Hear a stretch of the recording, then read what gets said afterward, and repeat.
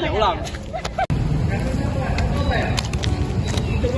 Merdeka dalam berpikir, bebas dalam berkarya. Kami dari kelompok 2 yang terdiri dari saya Fitria Intan Purnamasari, NPM 0122042. Saya Armilia Rahmeli Triliza dengan NPM 0122003. Dan saya PB Andika Palendra dengan NPM 0122007. Kami mahasiswa Stisipol Chandra di Muka, program studi ilmu komunikasi.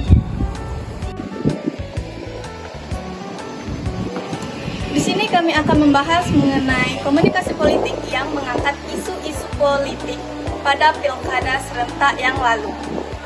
Sebelum masuk ke pembahasan, menurut kalian apa sih komunikasi politik itu?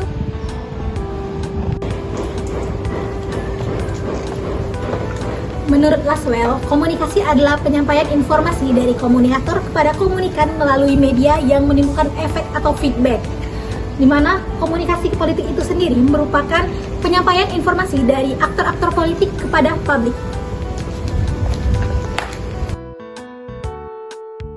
Pertanyaan bagus nih, siapa sih aktor politik itu?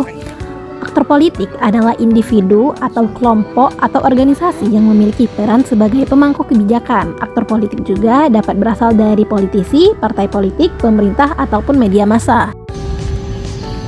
Dalam hal ini kami mengambil studi kasus antara Paslon Pramono Karno dan Ridwan Kamil Suswanto.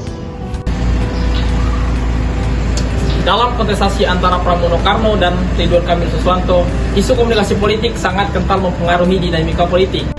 Propaganda melalui media sosial dan persuasi yang digunakan sangat penting mempengaruhi opini publik. Salah satu contoh propaganda dari pemilihan Gubernur DKI Jakarta adalah baliho ini. Salah satu yang dilakukan oleh pihak-pihak yang tidak senang dengan Ridwan Kamil. Menurut salah satu jubir Edo sekaligus berita DPD Golkar, Davi Laksono, menilai baliho tersebut berpotensi menjadi bagian dari black campaign yang ingin menciptakan kekeruhan dalam pilkada. Isu-isu kekalahan Ridwan Kamil dan Suswanto dalam Pilgub DKI Jakarta memicu banyak konflik. Salah satunya adalah polarisasi media sosial. Kian hari kian berat. Kehadiran media sosial dalam mewarnai kehidupan beragama dewasa ini tidak bisa diabaikan. Tidak jarang, media sosial membawa toksik, membawa racun seperti hoax dan ujaran-ujaran kebencian yang justru menimbulkan perpecahan. Keputusan Ridwan Kamil untuk membatalkan hasil gugatan Pilkada DKI Jakarta ke Mahkamah Konstitusi merupakan langkah strategis yang berkaitan dengan unsur persuasif. Langkah ini tidak hanya untuk meredakan ketegangan, juga untuk menjaga citra politik dan solidaritas pendukungnya. Paslon Ridwan Kamil Suswono tak mendaftarkan perkara perselisihan hasil pemilihan umum atau PHPU Pilkada Jakarta 2024 ke Mahkamah Konstitusi atau MK. Dengan begitu, keduanya resmi menerima hasil Pilkada Jakarta 2024 dengan kemenangan Paslon Pramono Anung dan Rano Karno.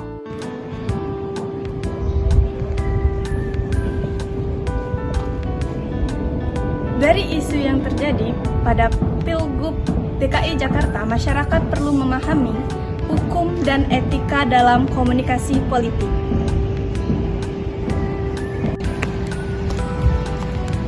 Etika dalam komunikasi politik adalah pedoman perilaku yang mengutamakan nilai-nilai seperti keadilan, kebenaran, transparansi, dan tanggung jawab dalam menyampaikan pesan kepada publik.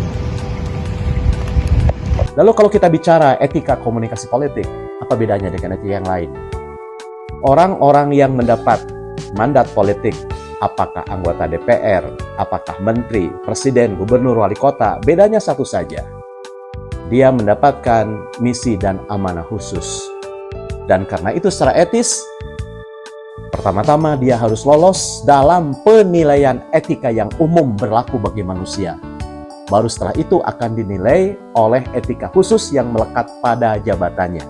Jadi artinya, untuk menjadi presiden yang baik, menteri, gubernur, bupati, wali kota, anggota DPR, DPRD yang baik, dia harus menjadi manusia yang baik terlebih dahulu. Hukum dalam komunikasi politik merupakan regulasi yang mengatur batas-batas komunikasi politik agar tidak melanggar hak orang lain, menyebarkan kebencian, dan melanggar integritas negara. Penerapan hukum dalam komunikasi politik berperan penting untuk menciptakan sistem politik yang transparan, akuntabel, dan berkeadilan. Beberapa aspek penting dalam penerapan hukum komunikasi politik antara lain 1. Regulasi kampanye politik, 2. Perlindungan hak asasi, 3. Pengawasan media massa, 4. Etika dan moral politik, serta pengawasan dan sanksi. Penerapan hukum ini bertujuan untuk menciptakan komunikasi politik yang adil, terbuka, dan mengedepankan kepentingan masyarakat.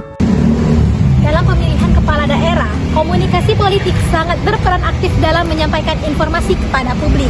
Maka dari itu, masyarakat harus memahami betul apa itu etika dan hukum, sehingga dapat menghindari dari propaganda yang menimbulkan polarisasi pada masyarakat. Langkah kecil konsisten kita hari ini akan menentukan siapa kita di masa mendatang. Bersatu kita kuat, bergerak kita menang. Cukup sekian dari kami. Terima kasih. Sampai jumpa.